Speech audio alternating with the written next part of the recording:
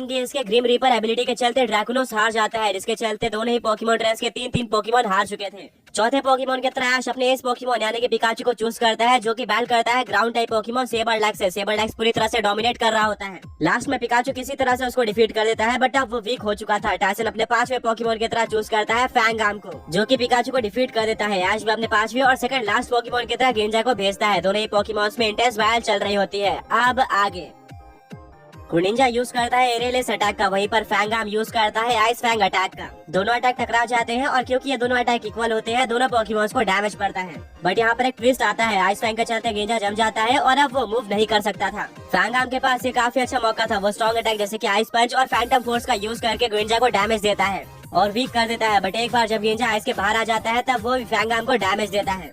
दोनों ही पोकेमॉन्स की बैटल बिल्कुल इक्वल चल रही होती है। बताया नहीं जा सकता था कि कौन सा पोकेमॉन जीतने वाला है। अब एक तरफ गेंजा खड़ा होता है, दूसरी तरफ फैंगाम। दोनों ही पोकेमॉन्स बहुत ज्यादा वीक हो चुके थे।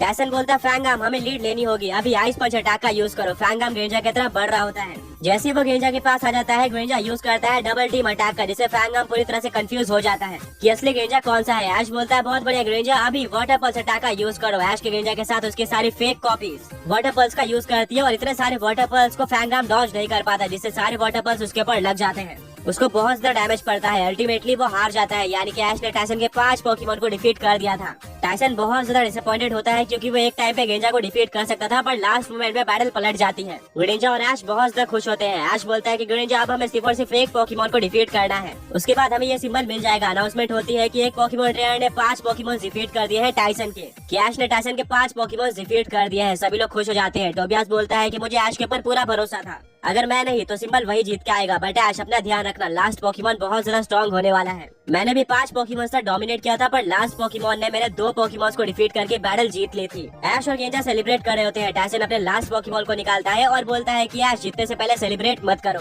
अब टाइम है मेरे लास्ट और एस पोकेमॉन के बैटल फील्ड में आने का। इस पोकेमॉन को आज तक सिर्फ और सिर्फ 6 पोकेमॉन ट्रेनर्स डिफीट कर पाए हैं, एंड उन्हीं 6 पोकेमॉन ट्रेनर्स के बैनर तुम्हें बाहर देखने को मिल जाएंगे। इसको जो डिफीट करता है वही सिंबल लेके जाता है। मेरे 5 पोकेमॉन्स को तो काफी सारे पोकेमॉन ट्रेनर्स ने डिफीट किया है। इवन टोबियास ने भी अपने 4 पोकेमॉन का यूज करके मेरे 5 पोकेमॉन डिफीट कर दिए थे, बट मेरा ये लास्ट पोकेमॉन उसके लास्ट 2 पोकेमॉन को डिफीट कर देता है, जिससे वो ये बैटल हार जाता है। ऐश बोलता है क्या टोबियास भी इस पॉइंट पर आकर लीड में था? टाइसन बोलता है कि हाँ तुमने बिल्कुल सही सोचा, इसलिए ओवर कॉन्फिडेंट मत हो जाओ। टाइसन अपने लास्ट पोकेमॉन को किस करता है और बोलता है कि अब तुम्हारी बारी है। ऐश टेंस होता है। ब्रॉक, मिस्टी और टोबियास भी सोच रहे होते हैं कि क्या ऐश लास्ट पोकेमॉन को डिफीट कर पाएगा, बट इससे पहले ये जानना जरूरी था कि वो लास्ट पोकेमॉन कौन सा है। टाइसन अपने पोकेमॉन को बैटल फील्ड में भेज देता है, एंड उसमें से बाहर आता है एक वाटर और फाइटिंग टाइप पोकेमॉन हेलियो। ये काफी स्ट्रॉन्ग दिख रहा था। ऐश बोलता है गेंजा टाइसन के अकॉर्डिंग ये काफी स्ट्रॉन्ग पोकेमॉन है, इसका संभल कर सामना करना। ग्रीनिंजा हेलियो से बैटल करने के लिए पूरी तरह से रेडी होता है, बट वो अपने फुल स्ट्रेंथ पे नहीं था, क्योंकि वो ऑलरेडी वीक हो चुका था। फिर भी बैटल स्टार्ट होती है। गेंजा अपना बेस्ट देने का ट्राई करता है, वहीं पर हेलियो बहुत ज्यादा स्ट्रॉन्ग लग रहा था।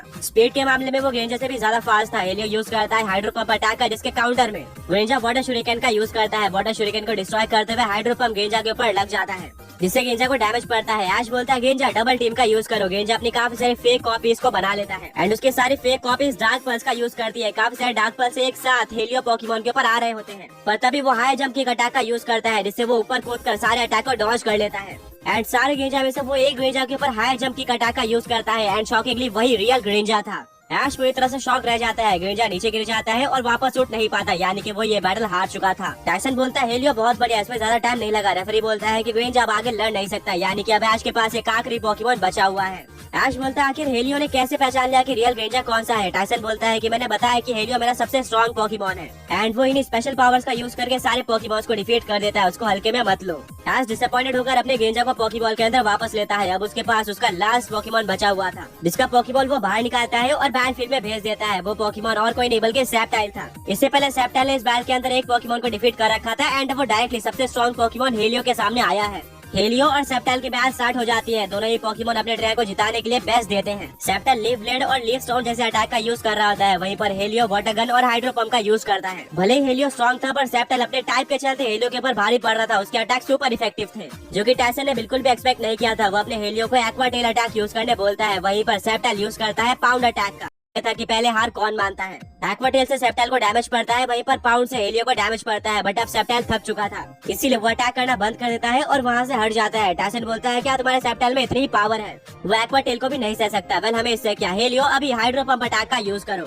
जैसे ये अटैक सेप्टाइल के ऊपर लगने वाला होता है, सेप्टाइल इस अटैक को अपने स्पीड का यूज करके डॉज कर लेता है एंड यूज करता है लीफ स्टॉर्म अटैक का, जो कि डायरेक्टली हेलियो के ऊपर जाकर लगता है एंड उसको बहुत ज्यादा डैमेज पड़ता है। हेलियो दोबारा से एक्वाटेल अटैक का यूज करता है, बट इस बार सेप्टाइल पाउंड की जगह पर लीफ ब्लेड का यूज करता है। दोनों अटैक टकरा जाते हैं, पर लीफ ब्लेड एक्वाटेल को ओवरपावर कर लेता है, जिससे हेलियो को दोबारा डैमेज पड़ता है। टायसन बोलता है लगता है अब नॉर्मल अटैक से सेप्टाइल को फर्क नहीं पड़ रहा है, सर्फ अटैक का यूज करो। हेलियो बिल्कुल ऐसे करता है एंड वो एक काफी ज्यादा बड़ी वेव क्रिएट कर देता है, जो कि सेप्टाइल की तरफ बढ़ रही होती है। सेप्टाइल कंफ्यूज हो जाता है, ये वेव इतनी ज्यादा बड़ी थी कि सेप्टाइल के पास कहीं पर भी जाने का रास्ता नहीं था।